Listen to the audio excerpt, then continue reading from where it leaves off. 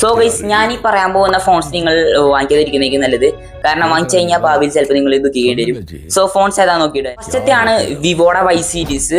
ഈ വൈ സീരീസിനെ കുറിച്ച് പറയുകയാണെങ്കിൽ ഒട്ടും വാല്യൂ ഫോർ മണി അല്ലാത്ത സീരീസ് ആണ്. വിവോയുടെ തന്നെ ബഡ്ജറ്റ് റേഞ്ചിലൊക്കെ വരുന്ന സീരീസ് ആണ്. അതിലൊട്ടും വാല്യൂ ഫോർ മണിയും അല്ല. പിന്നെ അതുപോലെ തന്നെ കുറച്ച് പ്രൈസും കൂടുതലായിരിക്കും. സോ അടുത്തതാണ് ഒപ്പോയുടെ എ സീരീസ്, അതുപോലെ തന്നെ എഫ് സീരീസ് ഒക്കെ. ഇതും അതുപോലെ തന്നെയാണ്, വാല്യൂ ഫോർ മണി അല്ല. എഫ് സീരീസ് നോക്കുകയാണെങ്കിൽ അവർ ഡ്യൂറബിലിറ്റിക്കാണ് പ്രാധാന്യം കൊടുക്കുന്നത്. എന്നിട്ട് ക്യാമറയും അതുപോലെ തന്നെ ബാക്കി കാര്യങ്ങളൊക്കെ ഡൗൺഗ്രേഡ് ചെയ്യും. പിന്നെ അവരുടെ തന്നെ കെ സീരീസ് ആണ്. എന്നാൽ എനിക്ക് K13 ഇറങ്ങിയത് നല്ലതായിട്ട് തോന്നി. ഇപ്പൊ ഇറങ്ങിയ K14 കുറിച്ചൊരു വിവരം അറിയാനില്ല. കാരണം അവര് K13 നിന്നും മൊത്തത്തിലൊരു ഡൗൺഗ്രേഡ് സെറ്റപ്പ് കൊണ്ടുവന്നിരിക്കുകയാണ്. അടുത്തതാണ് സാംസങ്ങിന്റെ A series, F series, M series.